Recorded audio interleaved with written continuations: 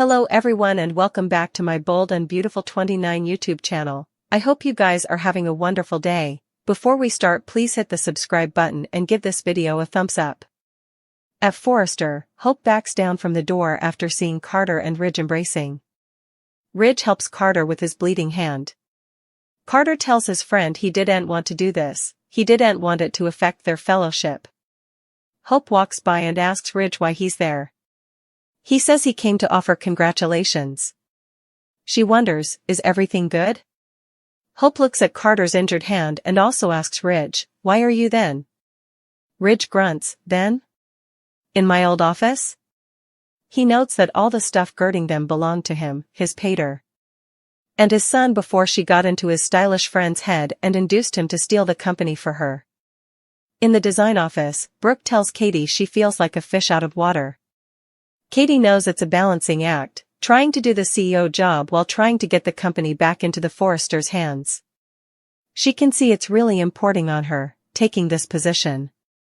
Katie knows it's hard to keep her true intentions from Hope and Carter. They go over the jewelry launch and Katie says it was so cute to see Will agitated for Elektra. She wishes she could have enjoyed it more. Brooke agrees, she was subdued. Katie says everyone was, except for Hope, who was ready to celebrate. Brooke declares that Ridge should have been there for the successful launch and the two of them should be together. Brooke complains that Ridge has been there for every launch until this bone. She laments that he was forced out by Hope and Carter. Katie admits it felt different. Hope was ready to party but no bone. Differently was away from perhaps Will. Brooke smiles. He was happy for his gal. They understand Zend and Elektra not being happy as their Forresters, but Katie thinks this is getting to Carter too. She wonders what's going on with him. At the Forrester manse, Steffy's sure Brooke only cares about herself and anyone with the last name Logan. Taylor and Zend suppose it's possible she's discovering her heart. Steffy feels that's largely doubtful and tells her mama not to hold her breath for Brooke to try and move Hope. What she's doing is wrong. There would be no point. Hope is so deep into this preemption she'll no way let go. She has everything she wants and wouldn't give up without a fight. Brooke wouldn't turn her back on her son. Taylor thinks she can perhaps appeal to Hope's sense of decency. Steffy loves her sanguinity, but Hope is a snake, and Brooke is jumping for joy right now. Zend insists she's more irritated than any of them realize. They continue to debate whether Brooke is feeling the weight of the preemption. Zend has no mistrustfulness. Steffy thinks it's just that her pater ditched her.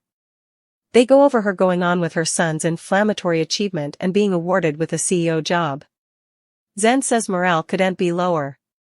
Steffy says Brooke showed her true colors and is no longer in Ridge's life.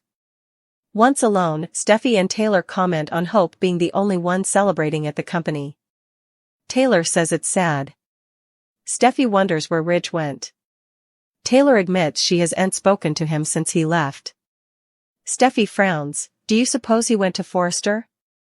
Taylor isn't so sure he'd go there given he wanted to clear his head. Steffy says he'd detest it there now, it's the Hope and Carter show. She wouldn't let this continue. Whether the attorneys come however, Daphne works her magic, or Carter comes to his senses, they'll get the company back. Taylor muses, perhaps your father can get through to Carter. In Forrester's main office, Carter tells Ridge that Hope didn't get in his head, he's not brainwashed. Hope asks Ridge if he came to pick a fight. Carter still has love for him. Ridge says he has a strange way of showing it. Hope says that whether his pride will admit it or not, she knows this has been hard for him. They no way wanted him to go. Hope informs Ridge that he and Eric are welcome to return at any time, but he should know that the power structure would remain complete. Ridge snarks, oh so I would answer to you. In the design office, Brooke and Katie agree that Carter is hard to read these days. Katie no way allowed. He'd go for a power heist. She's also surprised he's not further agitated about his success. Carter is the one who put this all in stir. Brooke says, with Hope's help Katie gops, whoa. She asks if Brooke now agrees with Ridge and Steffy that Hope manipulated Carter. Brooke says she allowed. She was doing what was stylish, but it's caused strain and division. She understands where Carter and Hope were coming from, but Ridge didn't earn to have his company taken down. At Forrester, Ridge points out his name is each over this company. He tells Hope that this is all going to blow up in their faces. Does she see the misery on Carter's face? Hope turns on Ridge for dropping her mama and turning to Taylor. Ridge doesn't agree with them stealing his company or with Brooke's part in it. Hope tells him he should be thanking them because Forrester came a poisonous plant because of him and his son. Ridge asks, "We did that?" Hope says, "Yes, you. The man who called me a whine. The man whose son throws around the word slut when we all know her once." Ridge bares his teeth and growls. Hope informs him she and her mama are through with being their goats. She brags that the jewelry launch went exceptionally well. Ridge says the jewelry launch had nothing to do with her. "You're running my family's business." Hope says he loves to lord that over them. They were formerly part of that family. She calls him out for ignoring her mama's benefactions. Ridge denies that's the case. Hope accuses him of being too insecure of a man to stand by an important woman. He's shown Brooke who he really is. Forrester is now being run by an able, kind man. His first launch was a success, and the scent line will be the same. This is the future of Forrester Creations, Ridge, and nothing and no bone. Not indeed you, is going to stop it. Ridge smirks and points at Carter, "You do'n't wear the crown at each, do you? Ill-gotten earnings." With that, he walks out. Once alone, Hope asks Carter if he's okay. He doesn't respond. She says, "We can't let them ruin what we have." He nods and she kisses him. Hope sheds a gash as they embrace. Over her shoulder, Carter looks miserable. In the hallway, Brooke spots Ridge and asks what he's doing there. He wonders if she'll have him arrested. She pulls him into the design office as Daphne and Zend arrive and notice. In the office, Ridge tells the Golden he'd still be there if not for her son. She reiterates that she only took the CEO position to get through to Carter, and she believes that's passing. She'll reluctantly step down if he comes back. She's trying to maintain normality around there. Ridge tells her there's nothing normal about any of this. Brooke agrees. She says the company may have changed, but she's still the same person he fell in love with. "I'm still your Logan. I'm asking you to come home. Just come back to me." Steffy Forrester may be the one to expose Poppy Nozawa's treason to Lee Finnegan. Will Steffy deliver a stranding ball to the sisters' new bond? Lee was shamed of herself once her proposition about Jack Finnegan being Luna Nozawa's biopater was proven wrong. After Jack and Poppy vehemently denied ever sleeping together, the maternity test showed Jack was Aunt Luna's father.